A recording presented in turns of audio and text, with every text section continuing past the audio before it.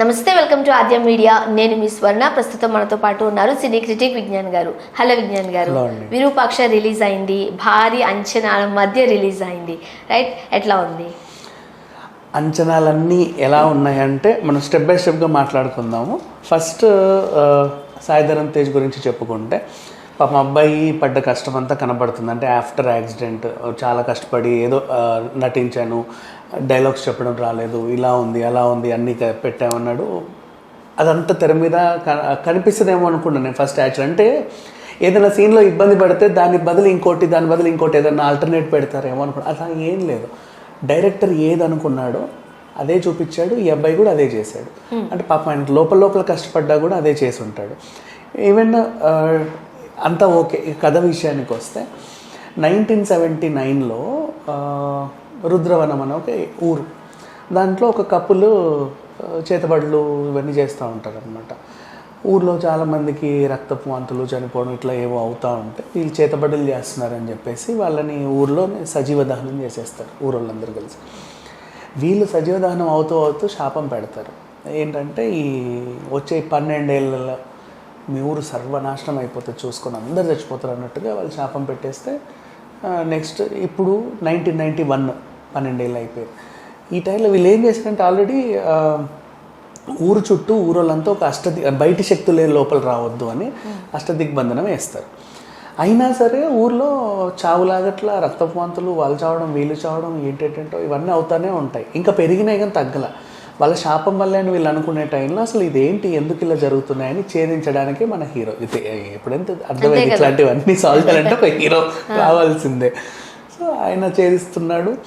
ఈ క్రమంలో ఏమైంది అనేది మిగతా కథ. దాన్ని తెర మీదే చూడాలి. ఎందుకంటే స్పాయిలర్ అలర్ట్.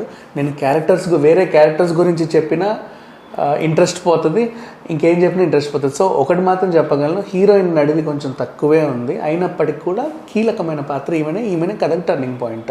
ఇంటర్వెల్ బ్యాంగ్ మాత్రం ఎక్సలెంట్. లాస్ట్ 30 minutes అయితే ఇంకా నువ్వు అసలు లేవు ఇక్కడ నుంచి. అండ్ నెక్స్ట్ ఇంకొకటి, ఇంటర్వెల్ టైంలో లేచి వెళ్ళిపోతారు కదా చాలామంది, ఎవరు లేవాలి. ఎందుకంటే మళ్ళీ ఎక్కడ ఏం మిస్ అవుతామో అని చెప్పేసి. అంటే అదొకటి కనబడింది నిజంగా దీంట్లో. చాలా సినిమాలలో ఏంటంటే ఇంటర్వెల్ కాగానే వెళ్ళి ఏవేవో కొనుక్కొని అయినా అరగంట సేపు తిరుగుతానే ఉంటారు, ఏదో పని ఉన్నట్టు. ఇటు నుంచి ఇటు కదా చూస్తూనే ఉంటారు. ఇంట్రెస్ట్ పోతా ఉంటుంది. ఇటు చూడలేము. వాళ్ళ తలకాయలతోనే ఉంటుంది స్క్రీన్ అంతా. దీంట్లో ఏంటంటే ఎవరు లేవాల. అంటే వాళ్ళకు కూడా అనిపించింది ఏం మిస్ అవుతే ఏమవుతుందో అని చెప్పేసి. ఎక్సలెంట్. ఓవరాల్గా చెప్పాలంటే ఈ అబ్బాయి డైరెక్టర్ కొత్త సినిమా, కొత్త డైరెక్టర్ అంటే ఎవ్వరూ నమ్మరు. కనీసం 10-20 సినిమాలు చేసిన డైరెక్టర్ కూడా ఇంత బాగా తీయడు. జనరల్ గా కొత్తగా వచ్చే వాళ్ళు ఒక లవ్ స్టోరీస్, బుచ్చిబాబు కూడా అదే చూస్ చేసుకున్నారు, ఒక మంచి లవ్ స్టోరీ. బట్ క్లైమాక్స్ కి వచ్చేసరికి కాస్త డిఫరెంట్ గా ఆలోచించాడు అంతే తప్ప లవ్ స్టోరీనే అంటే యూజువల్గా మనం చూసే కథే. బట్ ఈ డైరెక్టర్ మాత్రము చాలా అంటే రొటీన్కి భిన్నంగా ఉండే విధంగా మంచి కథను ఎన్నుకున్నారని. ఇంకొకటి, ఇప్పుడు మనకి హర్రర్ సినిమాలు అంటే అప్పట్లో దయ్యం, రాత్రి అవి చేసి తర్వాత కొంచెం జనరేషన్ వచ్చాక చంద్రముఖి భయపెట్టింది. అలాగే కొన్ని అరుంధతి కూడా భయపెట్టింది. ఇంకా తర్వాత అంతా చెప్పుకునే సినిమాలు నేను రాలా. మొన్న మసూదా వచ్చినా పర్లే, ఈమె కనెక్ట్ వచ్చింది నయనతారది, ఇట్స్ ఓకే అనిపించింది. మధ్యలో గృహం ఒకటి చాలా బాగుంది, మన సిద్ధార్థ సినిమా, అది ఓకే. అండ్ ఈ మధ్య కాలంలో మాట్లాడుకుంటే గత 10-15 ఏళ్ళ నుంచి తీసుకున్నా సరే ఒక పర్ఫెక్ట్ హారర్ థ్రిల్లర్ అంటే విరూపాక్ష అని చెప్పుకోవచ్చు. అంతే. చేతబడుల గురించి, బ్లాక్ మ్యాజిక్ గురించి, అఘోరాలు, వాటి చుట్టూ వీళ్ళు అల్లుకున్న విధానం కానివ్వండి, ఇది సస్పెన్స్ ఛేదించే క్రమంలో హీరో ప్రయాణం అన్నీ కూడా కళ్ళకు కట్టినట్లు ఎంత నీట్గా అంటే అంత బాగా చూపించారు. నెక్స్ట్ ఇప్పుడు చూపించారు అంటే దాని గురించి మాట్లాడుకోవాలి మనం. షమ్దత్ సైనుద్దీన్, ఈయన ఫ్రేమింగ్ ఎంత బాగుందంటే అసలు ఇక్కడ జరుగుతున్న పాత్రలు కూడా అక్కడెక్కడో చెట్టు వెనకాల చిన్న పొగొచ్చినా కళ్ళට వెళ్ళిపోతాయి ఏమవుతుంది అక్కడ అని. అంటే అట్లా అంత ఎంగేజ్ చేశాడు కంప్లీట్ స్క్రీన్ని. వీళ్ళిద్దరు ఒక ఎత్తు అయితే, ఆల్రెడీ అంజనీష్ లోక్నాథ్ తెలిసిన అబ్బాయి, మన కాంతార మ్యూజిక్ డైరెక్టర్, ఇక ఆయన గురించి చెప్పాల్సిన అవసరం లేదు. అఫ్కోర్స్ కాంతారకి ఏదో కాపీ ట్యూన్ నవరస ఇచ్చాడు, కానీ ఇక్కడ ఆ బాధ ఏం లేదు. ఎంగేజ్ చేయడంలో సౌండ్ మిక్సింగ్ కానీ, బీజిఎం కానీ అసలు ఎంత బాగా అంటే అంత బాగా కుదిరింది. వీళ్ళందరూ కలిసి మనకు ఒక ఫుల్ మీల్స్ ఇచ్చారనే చెప్పుకోవాలి. అండ్ మిగతా క్యారెక్టర్స్ అన్నీ కూడా ఏ క్యారెక్టర్ కూడా వృధా కాల, అన్ని క్యారెక్టర్స్ కథకి ఇంపార్టెంట్. ఎన్టీఆర్ గారి వాయిస్ ఓవర్తో స్టార్ట్ అయ్యింది కాబట్టి ఈవెన్ యంగ్ టైగర్ ఫ్యాన్స్ కూడా ఈ సినిమాని ఆదరించే అవకాశాలు బాగా కనబడుతున్నాయి. First time mega fans Nandamuri fans కలిసి ఒక సినిమా చూస్తున్నారంటే ఈ సినిమా అని చెప్పుకోవచ్చు. ఓకే, యాక్చువల్గా మనం కథ గురించి మాట్లాడుకోలేం కాబట్టి టెక్నికల్ గురించి మనం మాట్లాడుకోవాలి తప్పకుండా, రైట్? అంటే ఈ సినిమా ఒక సింపతి మీద రిలీజ్ అయిందని అనుకోవచ్చు, ఎందుకంటే డైరెక్టర్ విషయంలో కాస్త సింపతి ఉండింది అండ్ సాయిధరం తేజ్ గారి విషయంలో సింపతి ఉండింది. సో సింపతి మీద వర్కౌట్ అవుతుందని అనుకోవాలా, లేకపోతే మీరేం చెప్తారు? లేదు, సింపతి అనే దానికి ఆమడ దూరంలో పెట్టేసేయాలి. అది అసలు ఎవరికి తెలియదు, చెప్పేది మనలాంటి వాళ్ళు చెప్తే కూడా 10 మందికి తెలుసు, కానీ ఆ సినిమా చూసిన తర్వాత ఎవరికి తెలియదు కదా, అప్పటివరకు మ్యాక్సిమం జనాలకు తెలియదు. బట్ చూసిన ప్రతి ఒక్కరు కూడా దాన్ని బాగా మెచ్చుకున్నారు. అండ్ పక్కనే అందరు బయటికి వెళ్ళేటప్పుడు కొంతమంది మొహాలు చూస్తూ ఉంటాం, కొన్ని వాడిపోయినట్టుంటాయి, కొన్ని నవ్వుతూ ఉంటాయి, కొన్ని అటు ఉంటాయి కదా. ఇది సినిమా మనం ఇంటికి వచ్చే వరకు మనల్ని ఎంగేజ్ చేస్తుంది, ఇప్పటికీ ఫీల్ అవుతూ ఉంటాం.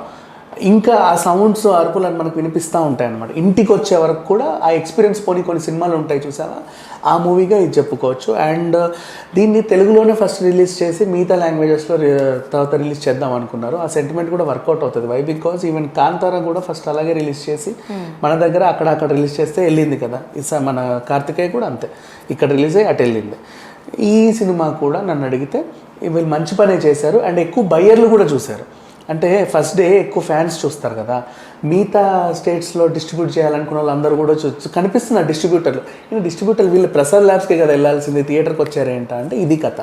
ఎట్లుంటుందో చూసి కొందామా వద్దాను, వాళ్ళ దగ్గర ఉండి ఆడియన్స్ మొహాలన్నీ చూసి పబ్లిక్ టాక్ల దగ్గర పక్కన ఇట్లా నిలబడి ఇట్లా వింటూ అన్నీ చూసి ఓకే కొనొచ్చు అనేది అనిపించింది. ఇప్పుడు వీళ్ళకి వచ్చిన ప్లస్ ఏంటంటే ఇంతకుముందే కనుక అమ్ముంటే వేరే రైట్స్ తక్కువ వచ్చేవి, ఇప్పుడు డబల్ వస్తాయి, ఎక్కువ కమ్ముకోవచ్చు. పాజిటివ్ టాక్ వచ్చింది, అంతా బాగుంది. అండ్ విరూపాక్ష ట్రెండ్ ఈ నాకు తెలిసి సాగుతానే ఉంటుంది. అండ్ బేసిక్గా సస్పెన్స్ థ్రిల్లర్స్కి మైనస్ ఏంటంటే సస్పెన్స్ రివీల్ అయితే సినిమా చూడలేం కదా, దీనికి ఆ భయం ఏమీ లేదు. ఎన్నిసార్లు చూసినా, ఎక్కడ చూసినా, ఎంతసేపు చూసినా ఫీల్ అవుతాం. అంటే సస్పెన్స్ రివీల్ అయినప్పటికీ అది మన కళ్ళతో చూసి మన చెవులతో అది మనం ఏమంటారు ఆస్వాదిస్తేనే కానీ అది తెలియదు అని అంటారు. చాలా బాగుంటుంది. ఇప్పుడు మనం చంద్రముఖి ఎన్ని రోజులు వేసినా చూడట్లా, అది ఇప్పుడు కూడా టీవీలో వేస్తే చూస్తాం అంతే.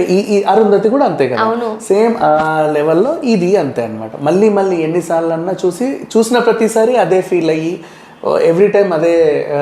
అంటే విలన్ ఎవరో తెలిసినా కూడా మనం దాన్ని ఎంజాయ్ చేస్తాం. అట్లా ఏం లేదు, అన్నీ ఎంజాయ్ చేస్తాం. కథ మాత్రం క్లీన్ అంటే క్లీన్ హారర్ థ్రిల్లర్. ఇది హారర్ అనలేము, ఇంకేది అనలేము. అండ్ ఇంకొకటి మూఢనమ్మకాల్ని ప్రేరేపిస్తుంది ఈ సినిమా అని ఒక వర్గం వాదించినప్పటికీ కూడా అట్లా ఏం లేదు. బ్లాక్ మ్యాజిక్ ఆ టైంలో అలా ఉంది అని చూపించారు అంతే తప్పితే ఇప్పటికీ మనం అడపాదడపా వార్తల్లో చూస్తున్నాం. ఎక్కడో చూసిన ఇన్సిడెంట్ని వీళ్ళు యథార్థ గాథలాగా తీశారే తప్పితే ఇట్లా కూడా చేతబడి చేయొచ్చు అని ఎవరికి నేర్పలా, ఏమీ చేయాలి. అందులో మాత్రం మైనస్ దీన్ని నమ్మే వాళ్ళు మాత్రం అవన్నీ పక్కన పెట్టేసి సినిమా చూడాలని కోరుకుంటాను. సో ఫైనల్ గా మీరు దీనికి ఎంత రేటింగ్ ఇస్తారు? దీనికి నేను ఇచ్చే రేటింగ్ 4.5. ఎందుకు ఆ పాయింట్ తీసేసానంటే యాక్చువల్గా 5/5 ఇచ్చే సినిమా ఇది.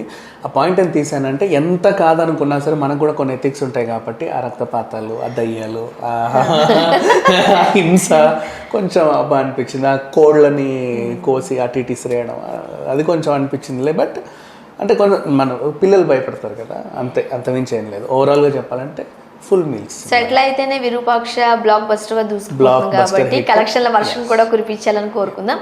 Thank you so much.